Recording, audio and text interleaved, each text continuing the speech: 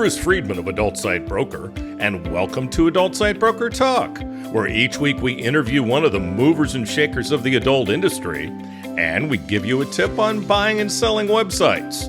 This week we'll be speaking with Norman Jean of Junk Productions.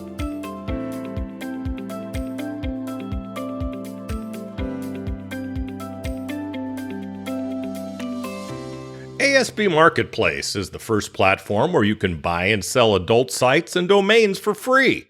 ASB Marketplace allows buyers and sellers the chance to come together on properties that are valued below our company's minimum of $50,000.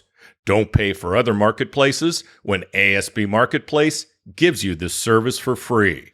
Visit asbmarketplace.com and sign up as a seller or a buyer today. And of course, there's ASB Cash, the first affiliate program for an adult website brokerage where you can earn as much as 20% of our broker commission referring sellers and buyers to us at Adult Site Broker. Check out asbcash.com for more details and to sign up.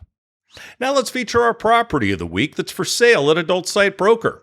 We're proud to offer for sale a profitable industry-recognized dating network with a unique channel for genuine female adult dating traffic. The company was launched in 2010. It was nominated Best Dating Program by XBiz in 2012 and AVN in 2013. They've generated nearly 200,000 profiles of real women to the dating network and continue to add approximately 5,500 new women each month through natural search results and unpaid link placement. These women have created sexy profiles and uploaded photos to attract men, and most have supplied a government-issued photo ID. These profiles can be imported into any dating or cam network. The network's traffic is 91% direct and 8% organic search. Geo-targeting services run off MaxMind data. They've never marketed to their lists or members outside of their own network of dating sites, so this is a huge opportunity for anyone interested in marketing similar dating offers or other adult content and services. Their main developer is available to continue as a contractor. Only $372,000. Now time for this week's interview. My guest today on Adult Site Broker Talk is Norman Jean of Junk Productions. Norman, thanks for being with us today on Adult Site Broker Talk. Thank you, Bruce. I look forward to our conversation. I do too. Now, Norman is the filmmaker behind Junk XXX, a new experimental production company that focuses on creating high-quality, story-based adult content. He splits his time between LA and Portland, Oregon. Junk Productions is a relatively new and experimental production company. And Norman, why did you decide to start creating adult content? Mostly opportunity. From a young age, I've been interested in adult content, and I started working on mainstream film sets about 5 or 6 years ago. Okay. Normally in lighting and grip or camera. And when we were prepping or when we had downtime, a lot of the crew members would talk about various types of content, and of course, adult was included. And it was just, we agreed that there was a lot of potential that wasn't being explored in adult, perhaps more so than in mainstream. Okay. So I put some thought into it, and I kind of started to figure out a way to express other ideas, perhaps through adult. A lot of the adult content, in my opinion, these days falls into one of two categories. I guess you can call them genres. The first being amateur, which is basically realistic pornography filmed without too much technical complexity, normally on an iPhone or a laptop computer. And it's great. I mean, a lot of this content is really good. It's demanded. People love it because it is realistic and it's very erotic. And then on the other side of the spectrum, you have produced adult content. From what I've seen, a lot of it takes place in this fantasy environment, which I guess you can call slapstick, which is basically content with characters that kind of exist in a world that is not reality. It's not the world that we know it. Men act differently, women act differently. You mean if I'm delivering pizza to this hot chick, she's not going to suck my dick and let me fuck her in the ass? Well, not in my experience. So yeah, I kind of saw an opportunity to kind of meet a little bit midway and produce Sure. something that maybe I would call hyper real, Yeah. which is basically trying to come off as realistic as possible, yet doing so by leveraging certain Mhm. tools of cinema. Right. Some of them being cinematography and sound and dramatic structure Hmm. and adding depth to characters and tension, obstacles, stakes, Hmm. potential consequences for performing some sexual actions. Hmm. Um, so at the end of the day, I think there's a ton of creative opportunity in the adult space, Hmm. and I feel like that's kind of existed because there is some taboo with a lot of creatives about entering the space. Yeah. And that's something that I've always been attracted to was art that is kind of a little bit taboo, art that makes people think and that opens up your mind to new experiences because in that way you could better learn about yourself. Yeah. So I started Junk about a year ago. I guess the first shoot was in September 2020 and maybe September, October. And since I've Hmm. shot about 20 videos, and every video is different. That's why I call it an experimental company, Sure. or an experimental production company. I don't, at least at this moment in time, I'm more interested in exploring certain ideas and certain just creative expressions rather than Hmm. focusing on a specific niche, which is probably worse for business, but True. it's more stimulating for me There at you this go. moment. There you go. Well, I got to say, you sent me some samples and I found your content interesting as heck. And I thought it was very, very good for the viewer. I'm not the normal porn viewer. So maybe um, I'm not the best person to judge. But then again, maybe the normal porn viewer would not be your target audience. Yeah, I highly doubt it. First of all, there's such a group, small market of porn viewers that pay for pornography. And then Hmm. within that group, I feel like the audience that is attracted to my type of content is a mere fraction of that. Hmm.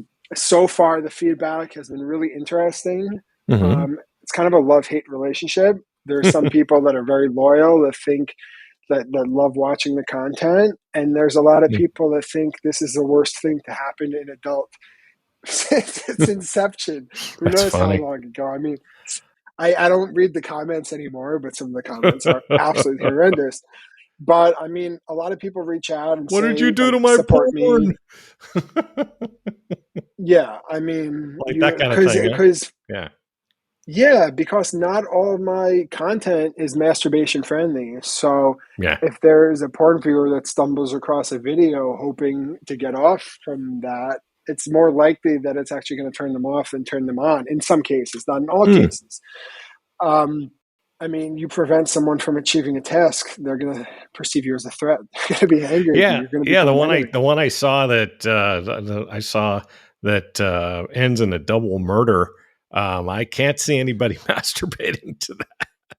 No, but I'm not going to incorporate any violence that's sexual in nature. That's not Right. what I'm interested in. Sure. All the violence that I incorporate is strategically placed in a more in the narrative or dramatic Hmm. side of it, Right. and that's kind of based on like the hyper reality of it is that you're going to think of characters as more realistic when there's actually consequences and when those characters actually Hmm. have stakes. So Right. if a female or a woman or anyone, but if they pursue a sexual act knowing that there's potential consequences and they have something to lose, and then that consequence happens, I mean, it's clearly not a fantasy because something Right. similar could easily happen in the real world. Right. So that's one tool, I guess, to help create a more realistic story. So, how has your experience shooting adult content been so far? It's been good. I mean, I definitely can't complain. It's difficult. Coming into this, I would have thought that shooting a sex scene would be simple. Hmm. because the characters are generally in a specific area that's manageable. It's not like Hmm. there's actors running around and going through certain passageways or something like that. Sure. But it's really tough. I mean, there's a lot of impediments to doing things with continuity. Hmm. So in the beginning, I mean, you kind of have to cut during the same motion if you want to pick up on it. You have to manage your performers in a way where they could stay aroused, which is ultra difficult. Yeah. Um, and I feel like there's definitely a trade off between going for angles or going for chemistry. Hmm. And I haven't found a way to mesh both.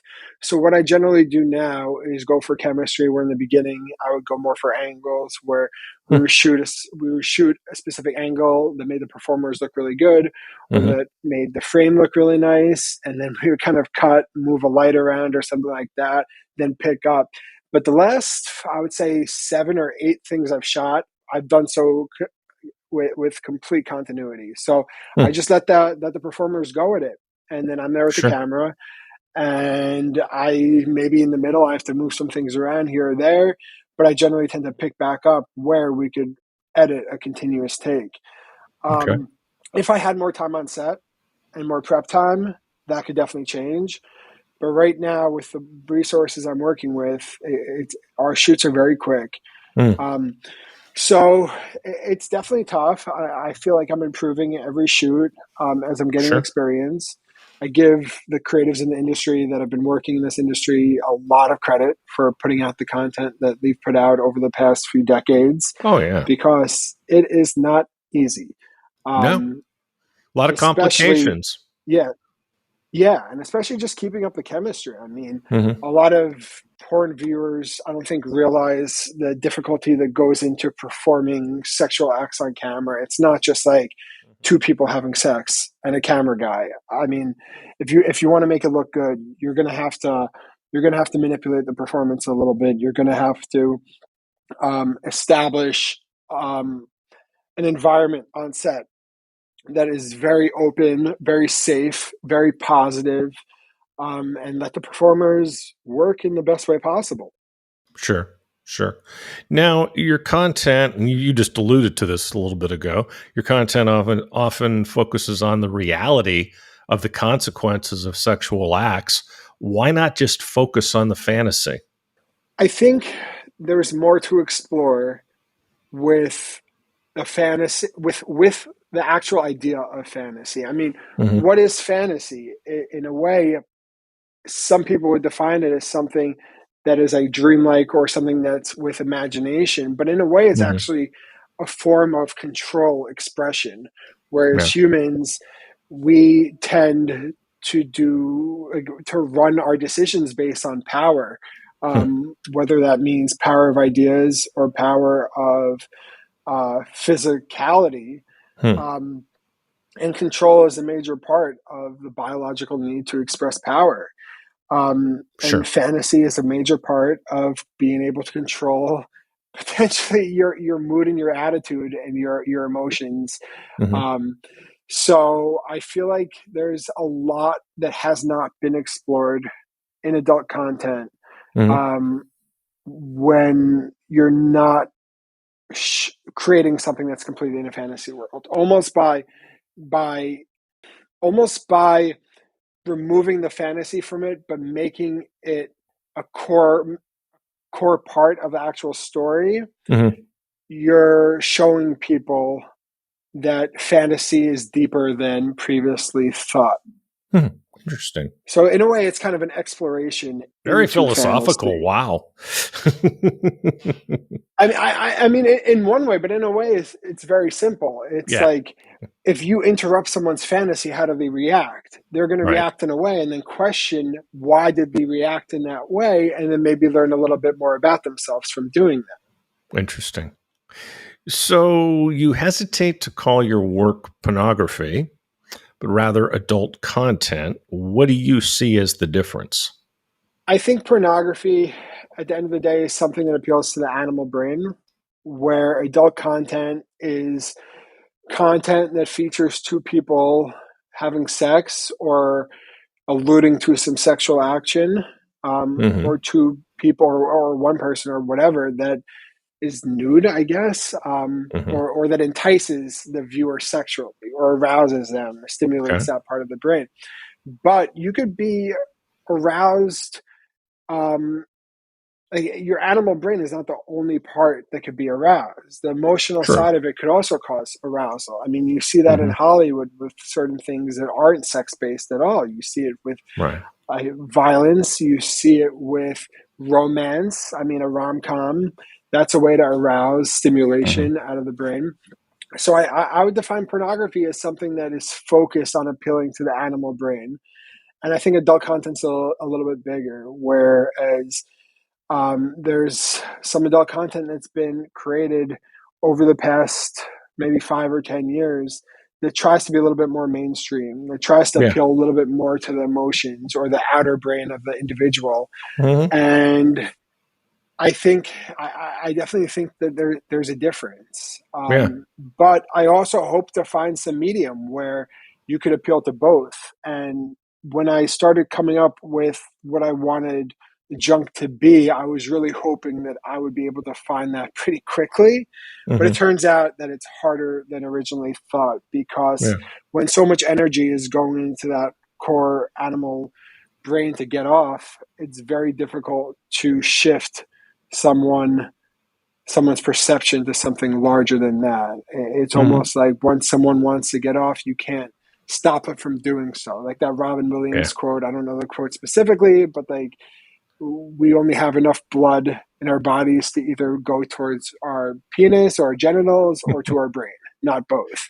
I'm sure whatever it wa- I'm sure whatever he said, it was hilarious. I remember seeing him in one man show uh, quite a few years before he passed, and that man was brilliant. Man was absolutely brilliant. By the way, there's also Yeah. been an effort. More and more platforms are targeting their content towards women. Would you say that your content is targeted more towards women than normal porn? Maybe in a way.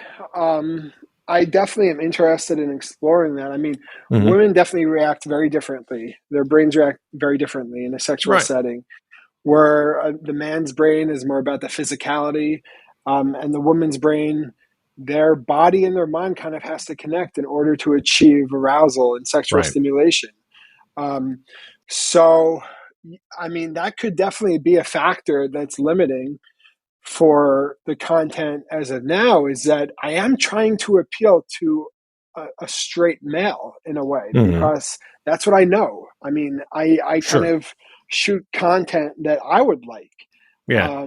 That's how I create things. Hmm. But I definitely think that there's definitely something to that, Well, maybe you need to bring in and that's some why female. Maybe you need to bring in some female co-producers. I would love that. I've been trying to find a female performer to be a partner in this production company for a Hmm. while. Even before I started, when I went to XBiz, before COVID, 2019, I guess, that was one of my main goals. But I wasn't able to Hmm. find someone that, our goals or creative values aligned. But that's Hmm. definitely something that I'm ultra open to in the future, Yeah. because I Oh, think maybe. that the combination of, the male and female perspective is Hmm. crucial to creating adult content that's more universal. Yeah, absolutely. So, where would you like to see adult content go in the future? I would like to see, well, I like what a lot of people are doing, on the pornography side. And I Hmm. like, I mean, like Disciples of Desire, for instance, I think they Hmm. kind of created their own niche in the one side of the spectrum that's, what I would consider pornography or appealing to the animal brain, with their visuals, with their rawness.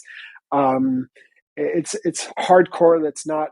It's dirty, but it's not. It's high class in a way, which I really like. Um, on the other Hmm. end, you have producers like the Adult Time Originals or Lust, um, Hmm. or Transensual, that are definitely trying to go the more mainstream route and appeal to emotions. And I Hmm. think that the industry is making good progress. I think the end goal that I would love is that if there is a type of adult content that could be created that could end up on Netflix, Hmm. or that could end up on Amazon Prime, Yeah. because that would Wouldn't that be open cool? up, yeah, that would open up a brand new market, and I think that there's potential there. Mm-hmm. I mean, in 2020, if you look at like the top 15 or top 20 titles on Netflix, Mm-hmm. three of them were incredibly sexual. Hmm. One of them was Love by Gaspar Noé, Mm-hmm. which was a movie that was shot a few years ago, Mm-hmm. well, a few years before 2020. But for some reason, people were, I guess, during quarantine, they were looking for something more sexual. So Yeah. that was viewed a ton. And then Lars von Trier's Nymphomaniac, which was a two-part movie, like Hmm. 4.5, 5 hours in total, was Jeez. incredibly sexual. I Hmm. mean, there was real sex going on. What they did was they actually used European porn performers, and then they VFX'd um, a mainstream performer's face, Hmm. uh, Charlotte Interesting. Gainsbourg. But I mean, you watch Nymphomaniac, and there's artifices going into artifices, and it's The way it extremely should be. erotic. Yeah, it's extremely erotic. It appeals to both the emotional part of the brain, it appeals to the animal brain, and Mm-hmm. there's something that he was able to explore, that was incredibly universal to the Mm-hmm. human experience. Cool. So, what are some impediments that restrict progress in the adult space? Yeah, I think the impediments are strong that hold that back. How the industry is set up, and for good reason, is to protect the exploitation in many cases of Mm-hmm. performers. Right. um, because they're vulnerable. I mean, when you hire someone that is going to on camera strip naked and do something that's very private, a very private part of them, there's a lot of vulnerability, and you need Mm-hmm. certain types of systems and certain types of structures to make them feel as secure as possible. I mean, it's very difficult to create content and plan content that is a little bit more complicated because of time and money. Mm-hmm. Um, Generally, when you hire a performer, you get them for a certain rate for the day. That's a certain amount of hours. In some cases, you could send them scripts beforehand and talk to them. But Mm-hmm. it's you don't have that same pre-production window as you do with something mainstream generally, and Sure. that's based on the economics of the industry. I'm not an Yeah. expert on this. I mean, I've only been selling my content for about 6 or 7 months, but from what I see, you need to create content very frequently in order to build your market. Mm-hmm. And when you have to when you're pressured to create frequent content, you have to spend less time and less resources on each specific piece of content, which means that there's It's just true. less development time. Right. I mean, Nymphomaniac, Lars von Trier wrote that. I don't know how long it took him to write it. I assume it was like the idea was at least in his brain for at least a year. And the pre-production period probably took 6 to 8 months. Then they were probably shooting for 2 or 3 months. So of Right. course that's a long movie. But I mean, the amount of thought and resources that and collaboration that went into that is unheard of in adult because the Sure. economics are just completely different. Yes. So I think that that will change if slowly adult is able to make progress more to the mainstream. If there's distribution channels Mm-hmm. that could hit more eyes, um, through these streaming services, I think that that would open up a lot of potential opportunity to put more resources and spend more time in specific pieces of content. Sure. And don't believe for a second that the executives aren't aware of what you just said about, three of the top 10 being sexual movies. They know.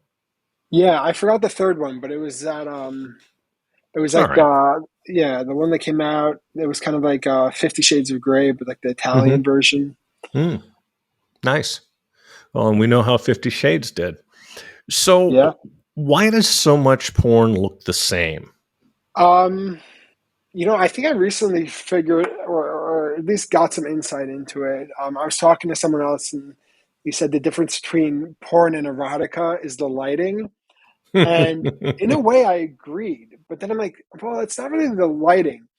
Lighting, that's a side effect of the difference. Mhm. Whereas what you're really doing with camera and lighting and a visual is that you're giving the audience something to focus on. Mhm. Because when you focus on something, you're able to, I hate the term manipulate, but that's kind of what you're doing. Yeah. Um, so when you're filming something that's more like pornography that appeals to the animal brain, I mean, the physical aspects of that focus are really what's important. So you're going to have a lot of just lighting from the front, or soft lighting, or lighting that really shows the person's body without shadow, or something like that.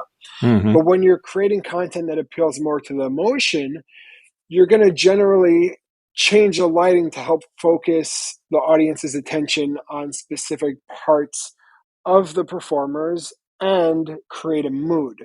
So you might shift the lighting from the front to the back or to the sides to create shadows on the face and attract the viewer to the eyes of the performer rather than Hmm. the penis, the vagina, the ass, or the body. Hmm. And then Interesting. if you're trying to create a mood where there's some conflict, or whether that's internal conflict or external conflict, it's going to be very difficult to do that if you're going to light to highlight a physical body. I mean, you kind of see that Mhm. in like comedy, like Curb Your Enthusiasm, or like a Will Ferrell movie, is that, Mhm. or like a Seinfeld. The lighting is generally very flat and it looks like a sitcom. Sure. Um, but you won't see a drama that looks like that. I mean, take the movie Interesting. Arrival or something. When you're appealing to emotion, generally you want to establish conflict, because conflict leads to change, and that leads to figuring out truth. Hmm. So, and I'm that learning a lot basically here. is That's the interesting. core of an Yeah. exploration. Yeah. So, Very I interesting. think that as yeah, I mean, I think that as adult moves more into more closer to the mainstream, to mainstream narrative, mainstream drama, I think you're going to definitely see a change of lighting. And then also, a lot of it comes down to technical ability. It took me, Sure. I mean, I've been working with camera and lighting since high school, which was 14 years ago. I Mhm. don't know. Yeah. Um, no, longer than that, about 15 years. So I Mhm. probably have at least a decade of experience with photography and lighting, that I'm able to bring onto set and be able to create a look that I'm in control of without any crew. I feel like a lot of adult content, the shift from something that is more pornography to something that is a little bit more mainstream, is somewhat new, and people are still learning and trying to figure out how to get the look that they're trying to achieve. Hmm. So, what prevents a creator from improving the look and feel and making it appear more like a mainstream narrative content? Is it mostly money? Maybe money is the wrong word. It's resources are definitely a huge factor. Mhm. I mean, you look at the credits at the end of a movie that looks good, and there's hundreds, if not thousands, of people on it, Hmm. and each of those people are doing something for the look. Even the producers. I mean, the location manager. That's a huge part of it. I mean, Sure. without a good location, it's ridiculously difficult to make something look good. Right. That doesn't mean it needs to be like a ridiculously complicated location. You look at like the movie The Marriage Story, they shot in an all white 1 2 bedroom apartment and they Hmm. made it look good, but that location was still instrumental. Right. Also, Robbie Ryan is one of the greatest cinematographers that ever existed. Hmm. Um, so resources are definitely a part of it. But I think what's more important almost is the creative desire to do something that has an emotional pull. Hmm. If you're trying to create a specific emotion that's not just erotic, that, Mhm. that tries to create a mood and a tonality, you're going to explore the light with how lighting impacts that more. Um, so part of it is definitely based on resources, money, time, crew. There's definitely some, like, when I shoot, generally I shoot alone, so the lighting is never perfect. It's very rare that it's perfect. I would always, if I had crew and if I had time, I could improve it on every single shot, 100%. Sure. but you have to come up with a medium. Okay, well, if I shift the light there, if I have to rig it up there, that's going to take an hour. So no, I'm not going to Hmm. be able to do that. But if I move the light there and use that or that type of stand, or put some diffusion on it, or use a specific accessory, I mean, I can create something that looks decent in 5-10 minutes. Hmm. And then it's also during the actual sex scene, how long do you want to make the actors wait um, Yeah. when you're changing angles? How long do you Um, expect the guy to keep it hard? Yeah, that's a huge part of it. So Big like time. what I generally do, like the last thing I shot, I just lit from above. I mean, I put two bulbs up above the performers and I put China balls, put them in like China balls to soften them up, and then I put some black around the China balls to stop the spill off the wall, and I didn't have to Hmm. change the lighting at all. Wow. And that soft light from above is probably the key of making it look cinematic and cutting time. Something Hmm. like you would see in House of Cards, or Okay. like a modern David Fincher movie or a David Fincher series. What they do Hmm. is that they put big soft boxes above the set and then black on the sides to skirt it off the wall.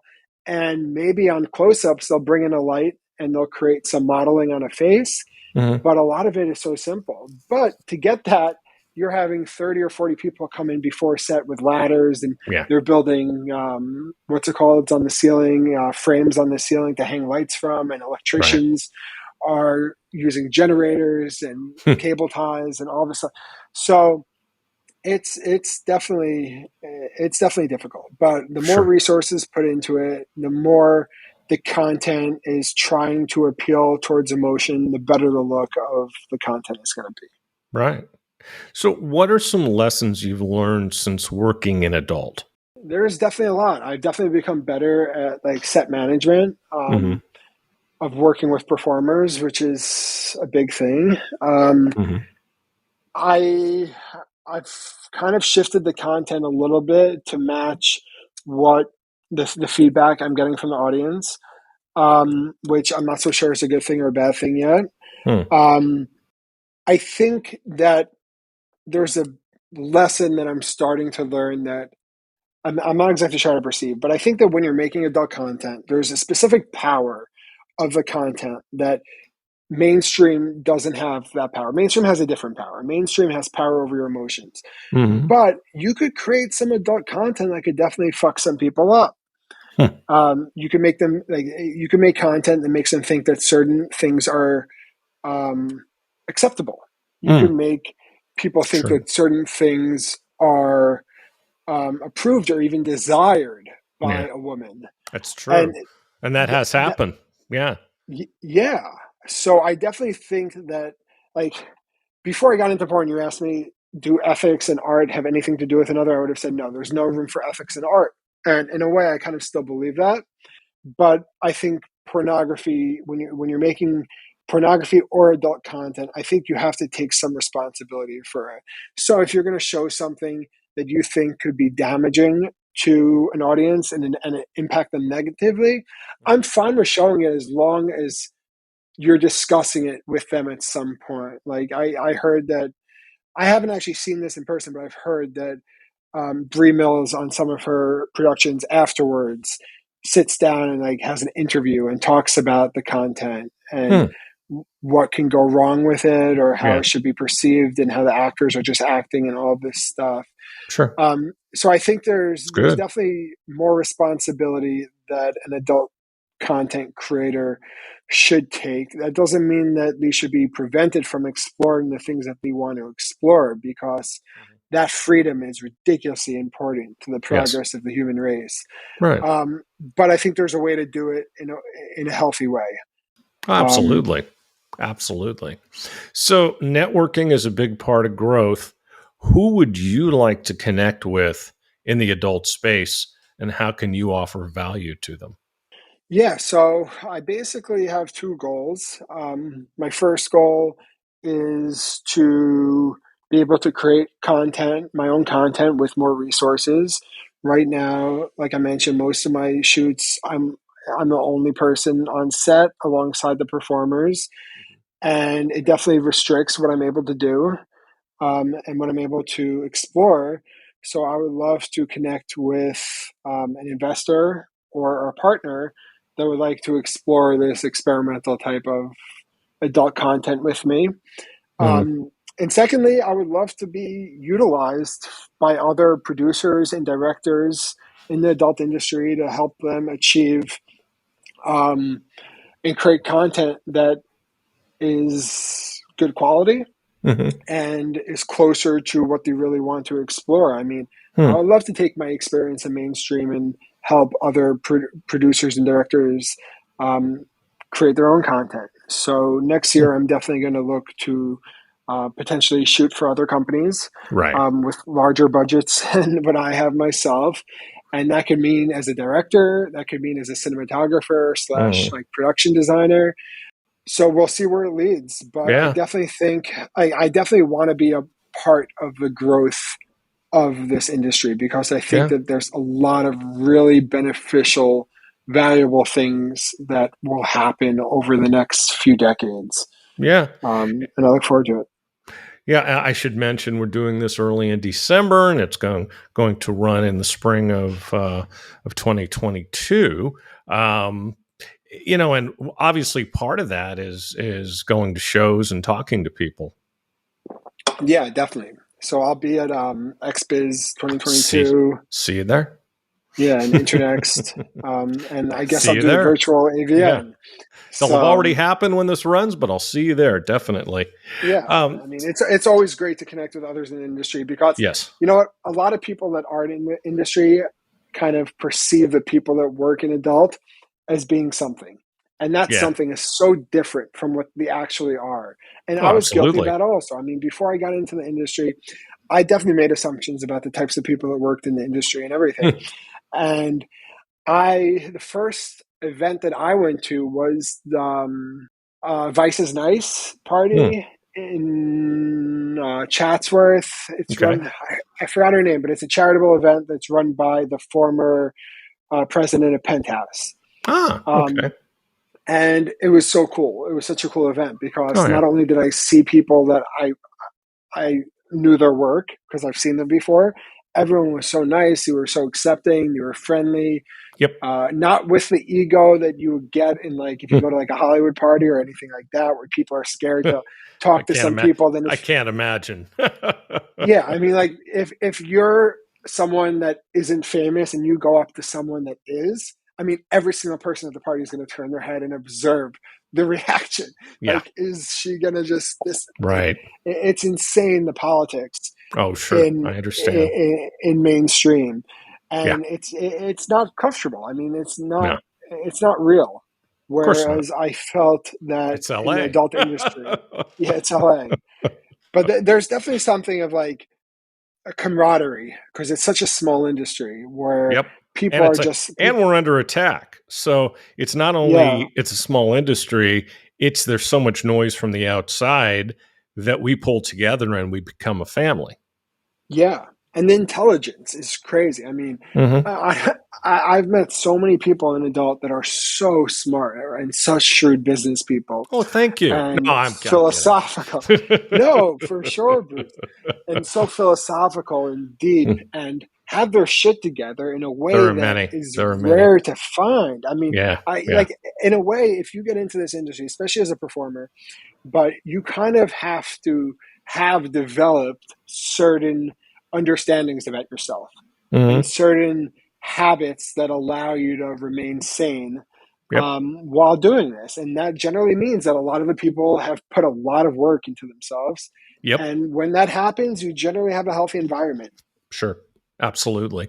So, who have been some of your favorite collaborators thus far? Yeah, as agents, Mark Schechter has been great. He's been a huge help, He's especially awesome. early on. Good He's man. always on top of his game, always Hmm. eager to help. Sandra from OC Hmm. modeling is great. Hmm. I work with them basically exclusively now because they just make my life so much easier, and their roster is awesome. I mean, Hmm. they have so, combined like both companies. I mean, Hmm. especially in Los Angeles, there's so many different types of performers that always Yeah. show up on time and are Hmm. professional. Right. And then if something happens the night before or whatever, I mean, they're always there to find solutions. Yeah, Mark. Um, I remember when Mark was starting his company um, after he sold his previous company, and it's oh, man, it's come a long way. I think it's been about 10 years. oh wow, Yeah. yeah. Yeah, Who and as else? performers, Vanna Bardot Mm-hmm. was the star of my first two. Hmm. So she was awesome. I love Mm-hmm. her. She's an amazingly talented performer. Mm-hmm. And I'm grateful that she was willing to come on with a completely new director, Hmm. um, which was kind of a little bit unexpected because she's been in the industry a long time and Mm-hmm. she's shot up. I mean, I think that she's nominated this year for Performer of the Year, I think, or Great. she definitely has some big nominations. Mm-hmm. Um, so Vanna's been in two of my productions. I mean, everyone that I've worked with has been amazing. Mm-hmm. Um, I think Chloe Capri has a ton of talent, not Mm-hmm. just talent with adult, but I think she has a lot of mainstream potential also, and I would love to Mm-hmm. see her try and leverage that. Mm-hmm. As for male performers, I've worked with Chris Blackwood multiple times, who I Mm-hmm. really like. Um, Ultra professional, has a great body, has a great face, good actor. He's great. Giovanni Francesco, I've worked with twice, Mm-hmm. and I'm definitely going to work with him again. He's with ATM, and he has a look to him that's very unique, kind of like a GI Joe look, um, kind of like Ken, like the Barbie and Ken. But he's an amazing performer. Funny. Has incredible depth Sure. with what he could do. Scotty P, I worked with him once, but I'm working with Mm-hmm. him on a project in a few weeks. Mm-hmm. Um, who is awesome. I mean, my favorite scene I've ever shot, I think, was with Scotty P Hmm. and a female performer, Taylor Nicole. That Hmm. is, she represents herself, but she is awesome. I mean, the amount of energy that she put into the scene was insane. I don't think I could have done that project. It's called The Day in the Hood. I don't think I could have done that Mm-hmm. project casting the way that I wanted to if I casted anyone other than those two, Scotty P and Taylor Nicole. Hmm. Um, so, I mean, I like to explore performers because I haven't been doing this that long. So I want to use new girls and I want to use new guys because it helps me grow my network Sure. and it's fun meeting new people. Oh yeah. Um, so yeah, I mean, no one that I've worked with yet has been an issue. Everyone's been great. So I'm grateful for that. I wanted to ask you a question. You've worked in mainstream a lot, and now you've worked in adult a bit. How's the acting ability of the adult performers? Yeah, I think it's better per capita Really? than mainstream by a Hmm. solid margin. Yeah. I Interesting. think that the reason why adult performers get a lot of shit for acting is a few reasons. One, well, there's not as much prep. Two, there's not as much complexity in the characters. It's And true. how could you act when you don't deeply understand a character? I Yeah. mean, in a way, what good acting is, it's like you have the story of a person or a character. When whatever you're making, let's say you have a feature movie. Okay, well that's 120 pages of story.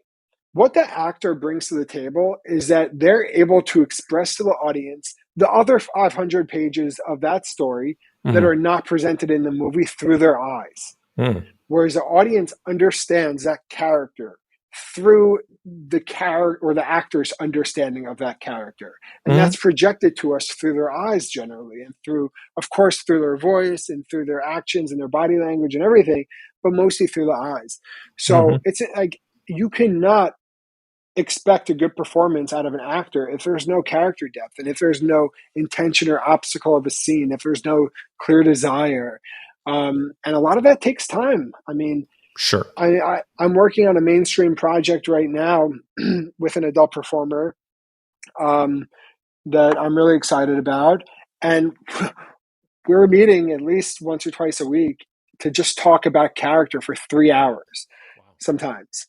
And we're literally creating a whole life for this character since early childhood. We're talking about 5 years old up until the current age. It's like 35. Hmm. And we're getting a complete understanding of the backstory of intentions, of trauma, of the ego, the identity.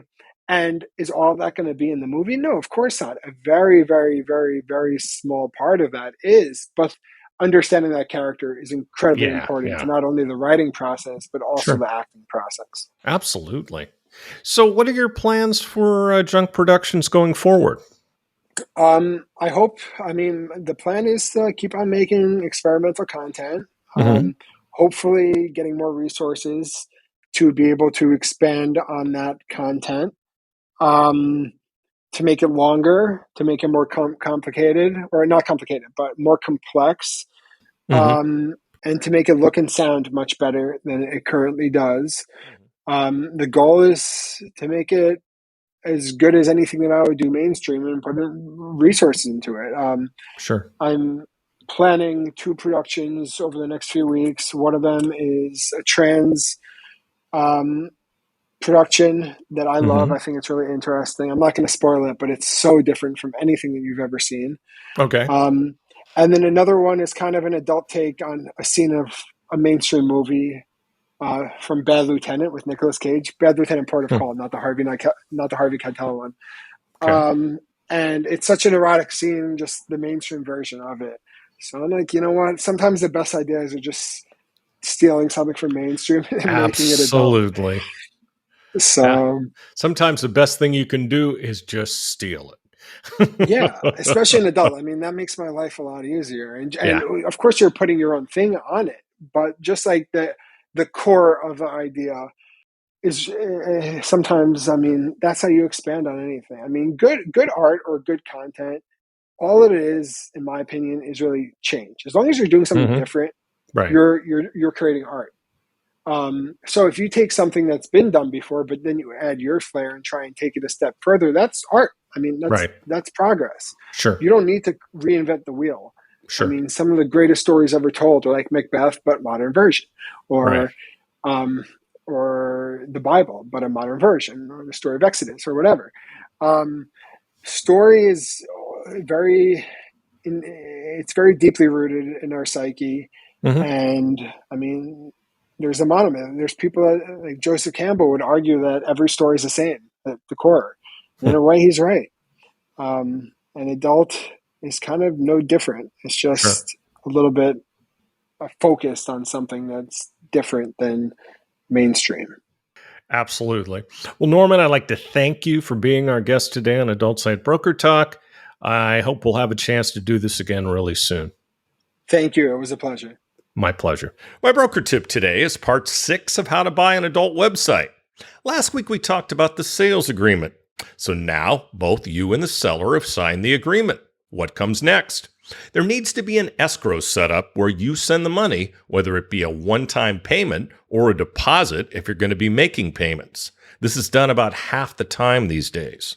The seller, for their part, puts the assets of the sale into escrow, namely the domains being sold and any other tangible assets that can be put into escrow. Your attorney can give you more information on that. We recommend escrow domains for escrows. They're a firm out of Washington, D.C., and no, they're not paying me to say this. I just use them, trust them, and I'm delighted by the work they've done for us. Either an escrow agreement will be drawn up by them in the case of a custom escrow, or if it's a simple one, it can be set up on their website. Then you, the buyer, the seller, and the broker will be contacted by escrow domains with further instructions, such as wiring information. The escrow is opened, and either the deal closes within a matter of a few days or an inspection period is allowed. It all depends on what the agreement calls for. Whether you need an inspection period really depends on whether there's still some information you need to find out prior to the deal closing.